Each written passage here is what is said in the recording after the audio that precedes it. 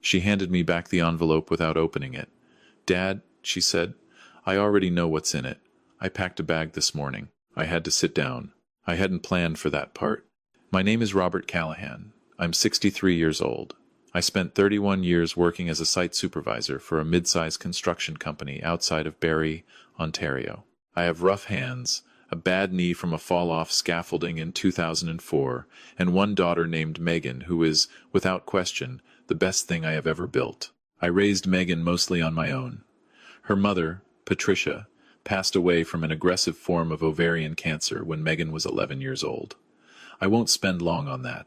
I will only say that Patricia was the kind of woman who made every room feel warmer just by walking into it, and that after she was gone, Megan and I figured out together how to keep the heat on. We were close. Not in a suffocating way. Megan was always independent, stubborn in the best possible sense, the kind of girl who figured things out herself before she'd ever ask for help. But we were close, the way two people are close when they've been through something and come out the other side still standing. Sunday dinners, phone calls on the drive home from work. She'd text me pictures of things she thought were funny. I still have those texts going back years on my phone. I don't delete them. She met Brandon Kowalczyk at 26. He was 30 at the time, worked in finance, wore the kind of clothes that told you he wanted you to notice he wore nice clothes. I didn't dislike him immediately. That would be unfair to say. He was charming enough at first, shook my hand firmly, asked me questions about construction like he genuinely wanted to know, laughed at my jokes. He had the social skills of someone who had learned social skills deliberately, which is different from someone who just has them. But I told myself I was being too hard on him. Megan was happy. That was what mattered. They got married in September 2016. Small ceremony at a vineyard outside Collingwood.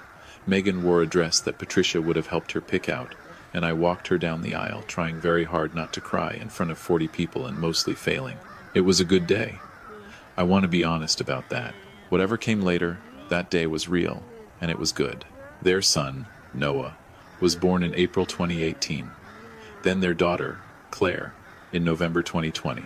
I want to tell you about Noah and Claire before I tell you anything else, because they are the reason any of this matters. Noah is 6, now 7, in the spring. He has Patricia's eyes, this pale gray-green that looks different depending on the light. He is obsessed with dinosaurs and weather systems, and will explain both to you at significant length if you give him the opportunity, which I always do. Claire is 4. She has Megan's stubbornness and my loud laugh, and she calls me Grandpa Bob even though I told her she could just call me Grandpa.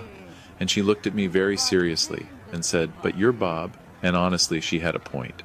I lived 40 minutes away in Barrie, close enough to be present, far enough to not be underfoot, or so I thought.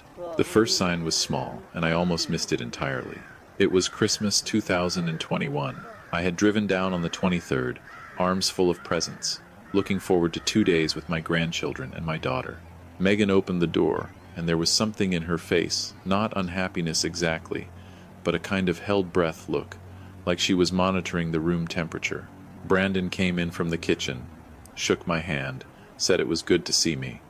Normal enough. But later, when I was sitting on the floor with Noah, doing a puzzle, and Claire was asleep on my leg, I heard Brandon in the kitchen saying to Megan, in a low voice, "You told him he could stay both nights?" Megan said something I couldn't hear.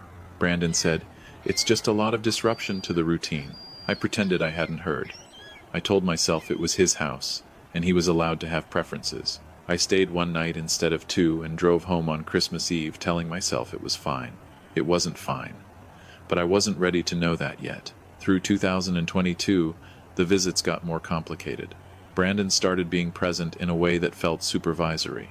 If I took the kids to the backyard, he'd appear in the doorway. If I sat down with Megan for coffee while the kids played, he'd find a reason to join and redirect the conversation. When I suggested taking Noah to a Leafs game, just the 2 of us, a grandfather-grandson thing, Brandon said Noah had hockey practice that weekend. The next weekend, Noah had a birthday party. The weekend after that, Megan said Brandon thought Noah was coming down with something, and it was better not to overload him. I asked Megan directly. Once, in the spring of 2022, we were on the phone and I said, "Is everything okay? I feel like I'm not getting as much time with the kids." She was quiet for a moment, and then she said, Brandon just thinks it's important to keep a consistent schedule. It's not personal, Dad. She said it the way people say things they've rehearsed. Not like she believed it. Like she was hoping if she said it clearly enough, she would. I let it go. I shouldn't have, but I let it go. The summer of 2022 was the first time I drove the 40 minutes to their house and was asked to leave.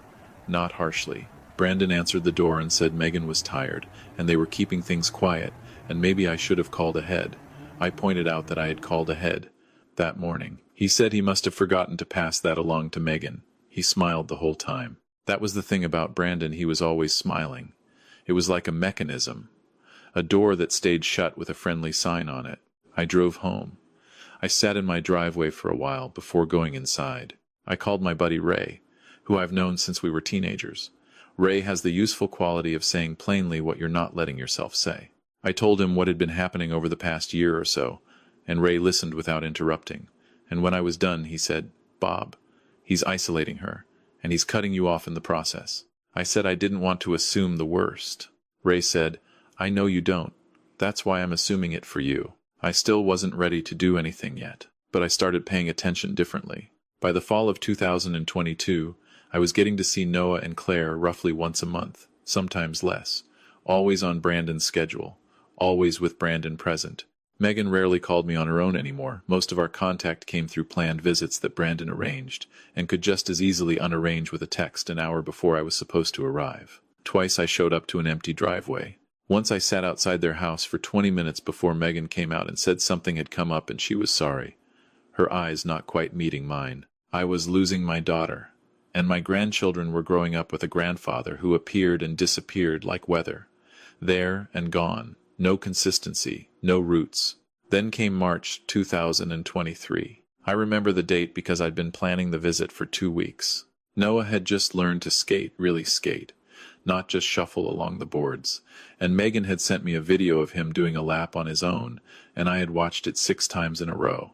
I wanted to take him to the outdoor rink in their neighborhood, just the 2 of us, and get a hot chocolate after.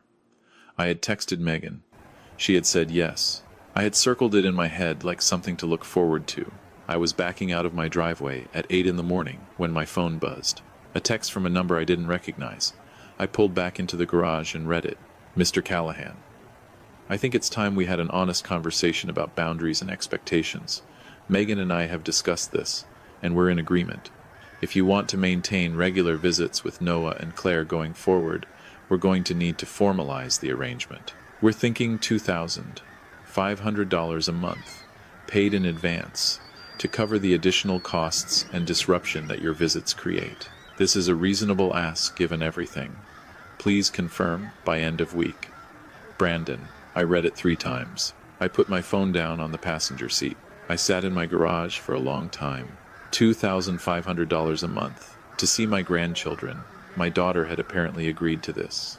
The children I had held in the delivery room, whose first words I had heard, whose drawings were magneted to my refrigerator. I would need to pay a monthly fee to be in their lives. My first feeling was not anger.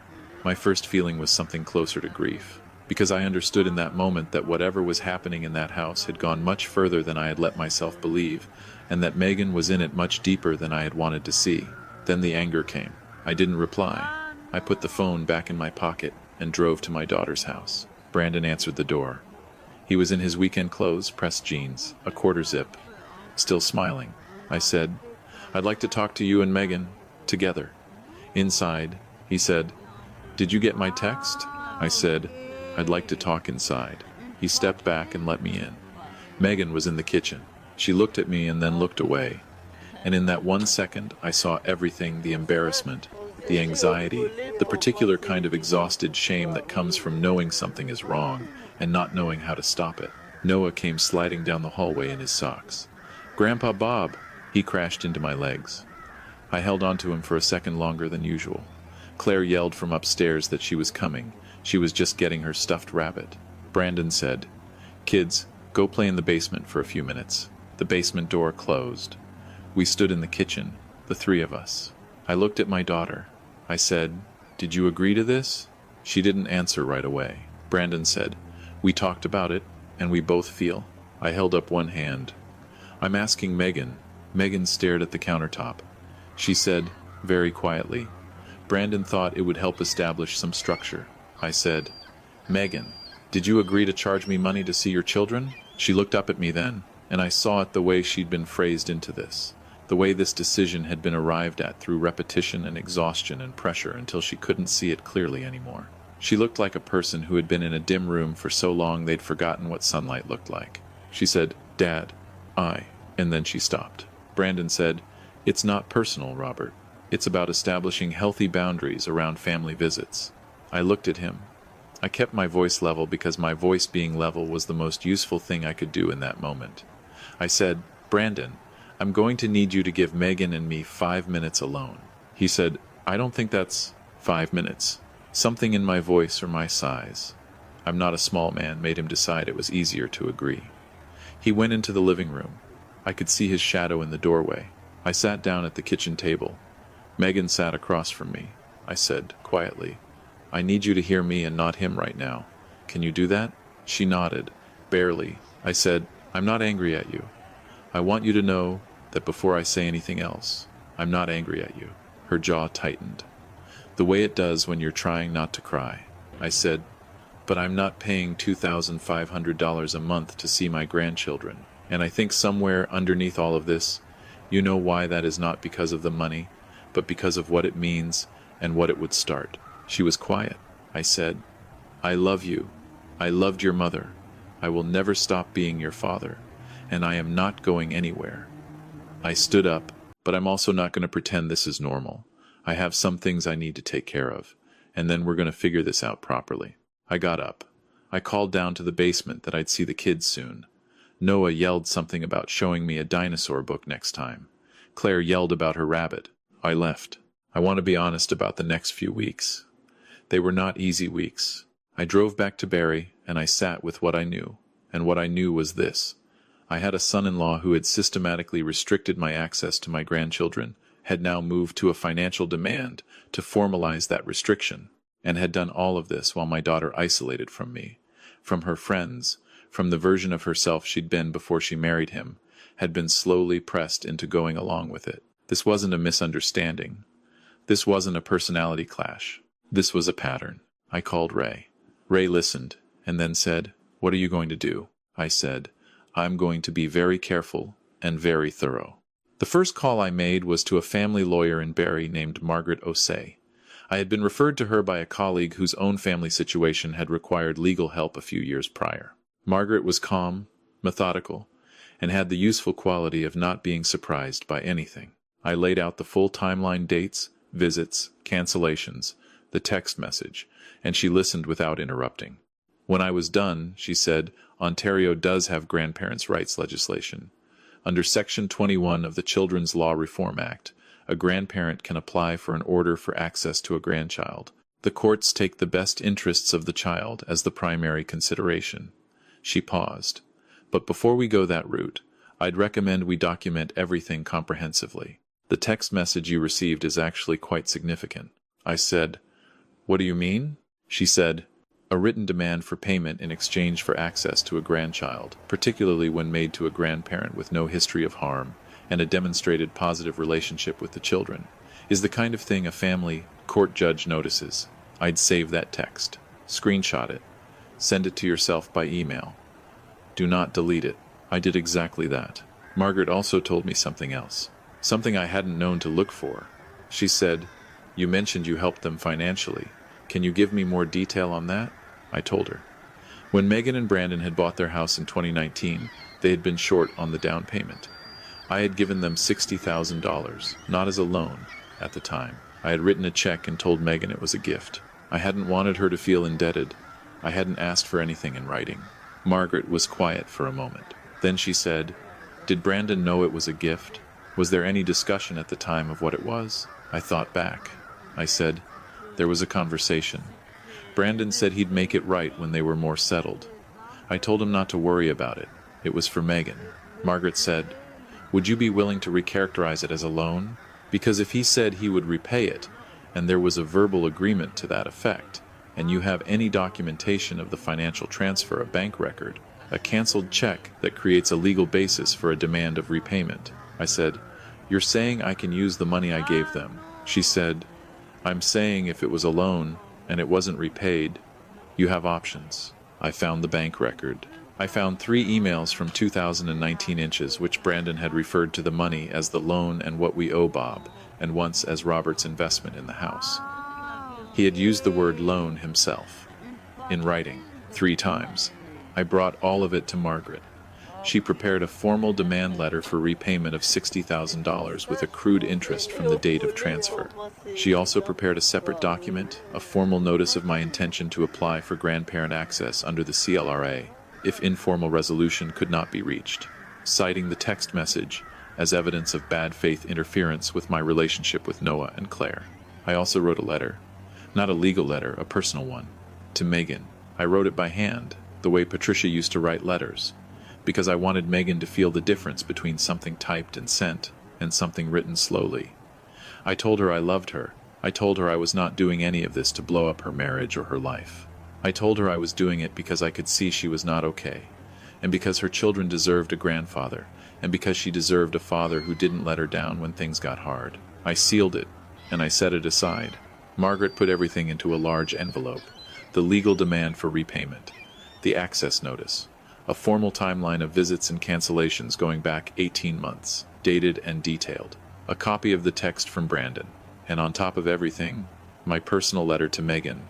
On a Saturday morning in early May 2023, I drove to their house. I had not called ahead. I knocked on the door. Brandon answered. He saw me, and his face did the calculation. The thing where you watch someone decide what version of themselves to present. He decided on controlled friendliness. "We weren't expecting you." I said, "I know." I held out the envelope. He looked at it. He took it. He opened it. I watched his face as he read the first page.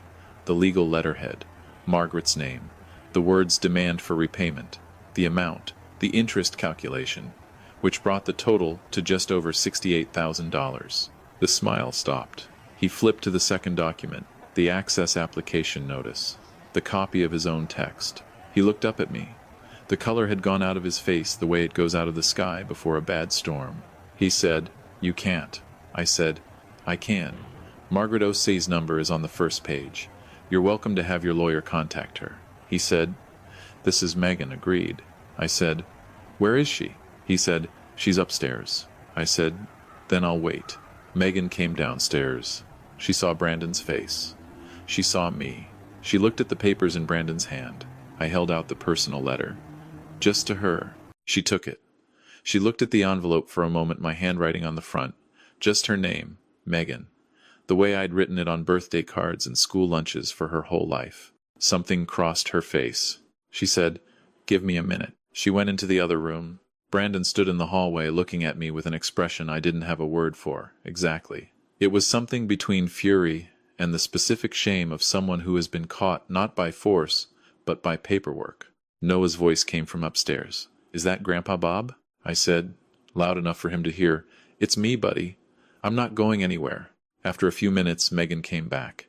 She was holding the letter against her chest. Her eyes were red. She said, "Dad, I already know what's in it." She paused. "I packed a bag this morning. I had to sit down. I hadn't planned for that part." It turned out that Megan had been planning for longer than I'd known. The text Brandon sent me had been the moment she told herself she couldn't keep explaining it away. She had called a friend, a woman from her old job, who she'd quietly stayed in contact with, without Brandon knowing, and had been putting together a plan. The morning I showed up at the door, she had a bag packed in the bedroom closet, had already called that friend, and had been waiting for what she told me later felt like the right moment, but also the courage. I gave her the courage. Or maybe I just showed up when she had already gathered it herself, and just needed to see that someone was on the other side of the door. The kids came downstairs. Noah ran at me, and I caught him. Claire announced that her rabbit's name had been changed to Snowbell Part 2, and this required explanation. Brandon left the house that afternoon. Not gracefully, but he left. In the months that followed, Margaret handled the legal side. Brandon, faced with the repayment demand and the access application, eventually agreed to a negotiated settlement. He repaid $45,000 less than the full amount, but enough to matter.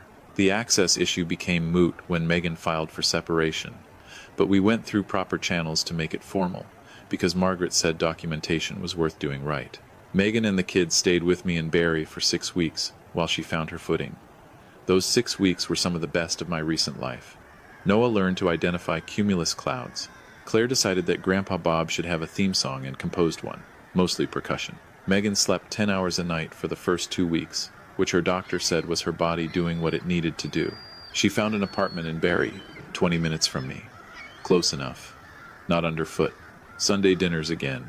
Phone calls on the drive home. Texts with pictures of things she thinks are funny. I still have all of them. I don't delete them. Noah asked me once, a few months after everything settled, why I came that day with the envelope. He was doing his dinosaur puzzle on my kitchen floor, not looking up, the way kids ask the questions they've actually been thinking about. I said, because you and your sister deserve a grandfather who shows up. He said, what was in the envelope? I said, some important papers. He thought about this. Then he said, like a superpower? I thought about it too. I said, yeah, buddy. Kind of like that. He nodded, satisfied, and went back to the puzzle. I've thought about what I want to say at the end of this, and I keep coming back to the same few things. The first is for anyone raising children alone after a loss. You are not doing it wrong. The love you put into that is real, and it doesn't disappear just because someone tries to use it against you. I spent 30 years being the best father I could be to Megan, and when Brandon tried to turn that love into a liability, a thing I would pay anything to keep, he miscalculated badly.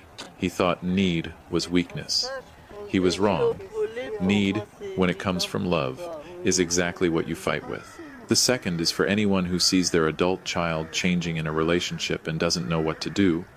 Pay attention, not with judgment, not with ultimatums. But pay attention the way you pay attention when a building starts showing stress, cracks carefully, steadily, documenting what you see. And when the time comes to act with preparation, not just emotion. The third is this. Know what you're owed, not in a bitter way, in a practical way. I gave $60,000 freely because I loved my daughter and I didn't want to make her feel like a transaction. That generosity was right for the moment it was made. But generosity doesn't obligate you to helplessness. When someone turns your love into leverage, you are allowed to pick up every legal and factual tool available to you. That is not hardness. That is how you protect the people worth protecting. And the last thing, grandparents are not optional. The research is clear. The courts increasingly agree. And more importantly, any child who has ever had a grandparent who showed up, who remembered things, who had time, who provided a different kind of love than a parent can give those children know it in their bones.